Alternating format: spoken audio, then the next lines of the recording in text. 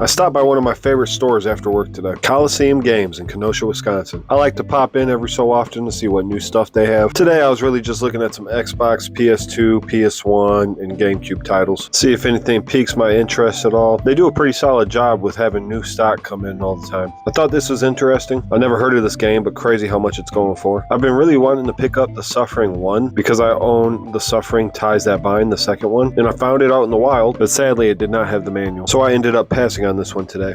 I came across Van Helsing for the Xbox. I never played this game, but this one was pretty clean, and it still had the movie ticket inside. So that was cool and nostalgic. So this was my first pickup of the day. On to the PS2, I came across Marvel Superhero Squad. My son is obsessed with Marvel, especially Spider-Man and the Hulk, so I got this for him. He'll be 3 soon anyway. Start him young. So that was my second pickup of the day. Here's another cool thing I came across. The Japanese Ratchet & Clank 2 for PlayStation 2. Then upon further inspection, I discovered quite a bit more. Ratchet & Clank 4. They also had Ratchet & Clank 3. Keep this between me and you, but I've actually never played Ratchet & Clank. Ratchet & Clank 1. I know, it's criminal, but like, you're not gonna tell anyone, right? And even Ratchet & Clank 5. Wait, right? I'm so embarrassed. And on top of all that, they also had the Japanese versions of Sly Cooper 2. I haven't played these yet either, but I really want to. And even Sly Cooper 1. God, I'm so embarrassed. Anyway, I came across Blitz the League 2, but decided to pass on this one. Look at that price. I already own The Wolf Among Us digitally. One of my top favorite games, a must play if you haven't. I've been wanting this one for a while now, but unfortunately, it didn't have the manual, so I passed on this one for today. One of my favorite N64 games is Wave Race, so I found Wave Race Blue Storm for the GameCube, complete with the manual, so this was my third pickup. At the last second, I decided to pick up Scooby-Doo Mystery Mayhem. I've never played it, but it looks super fun. Complete with the manual, this was my final pickup. Some cool things here. Not every day you see a PS1 controller still in the box, a cool Luigi Switch controller shaped like a GameCube controller, and my precious. One day I will have you, but not today.